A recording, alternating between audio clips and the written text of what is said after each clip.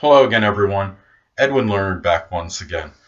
In this YouTube astrological segment, I'm going to be discussing part 2 of the Jupiter in Libra 2016-2017 transit, and I'm going to be talking about this transit of Jupiter and its possible impact on the zodiac signs Aries, Taurus, Gemini, Cancer, Leo, and Virgo. And yes, it does apply and pertain to the Sun, Moon, and Ascendant for all zodiac signs. Well, anyway, the first sign I'm going to talk about is Aries. And Aries, during this time, it's going to be the 7th house that is emphasized, and really this could be a positive time for Aries for bringing the qualities and attributes of tact and diplomacy into a relationship or relationships. And this could be a time where they very well may expand relationships and can be very auspicious and positive for that. It also can be positive for dealings with open adversaries, I should say, and doing so through negotiation and compromise. This could be fortuitous for relationships in general, and if you're unattached during this time and don't have a significant other, it could increase that possibility to finding someone during this time.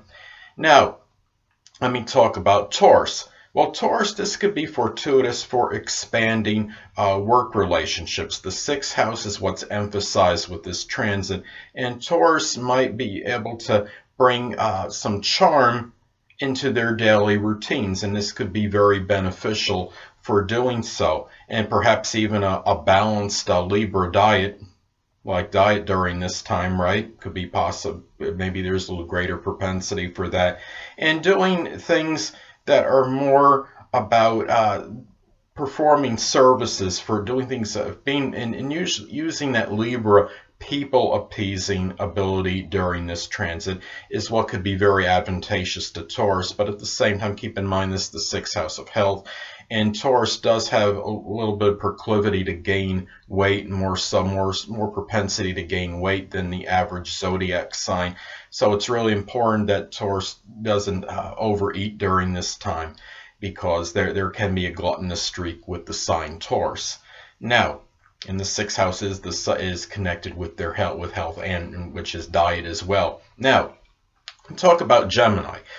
Well, Gemini, with this Jupiter in Libra transit, the 5th house is what's emphasized.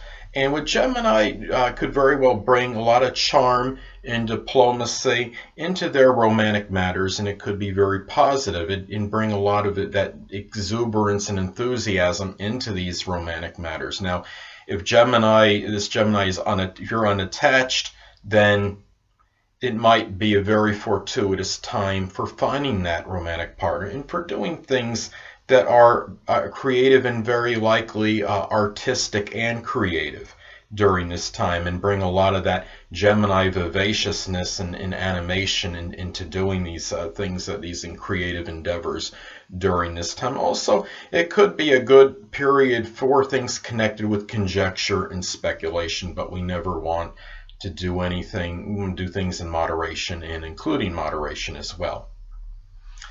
Well, the next sign I'm going to talk about is Cancer. Now, with Cancer, the 4th house is emphasized, and this is obviously a very apropos transit for Cancer, because Cancer, the zodiac sign, does correspond with the 4th house in astrology. Now, this could be very auspicious for life in the home and desire, perhaps, to expand and enlarge the home. Now, this could be very positive for peaceful and tranquil, peaceful dealings with family members during this time, and it could be very propitious for expanding the family. It could be a time where you might experience maybe a new addition to the family during this time for Cancer. And really, this could also be something for, as far as emotional security, this could be very auspicious as well. And of course, for Cancer, that is very good, of course, and Cancer can't complain about that for sure, because Cancer is really about emotional security. So Now for Leo. Leo could be very auspicious. This transit, Jupiter and Libra transit, could be very auspicious for communications and really, and also things perhaps connected with short journeys and their neighbors. And really expressing, Leo at this time might express their ideas with a lot of that Leo self-assuredness and confidence, but can do so because Jupiter is in humble Libra, could very well be able to do so without coming across as being bombastic, arrogant, or egotistical during this transit. So those are some things to look at as far as this transit with Leo, and also could be very good for siblings as far as dealings with siblings during this time if this person does have any siblings, if applicable, I should say. Now, for Virgo, well, Jupiter will be emphasizing the second house during this transit for Virgo. And Virgo, though generally very frugal and economical, for at least for the most part can be this way, this could be a time where Virgo people might feel more of a need to be a little bit more extravagant and might spend a little more than usual, but at the same time, this could be very fortuitous for monetary and economical matters during this time.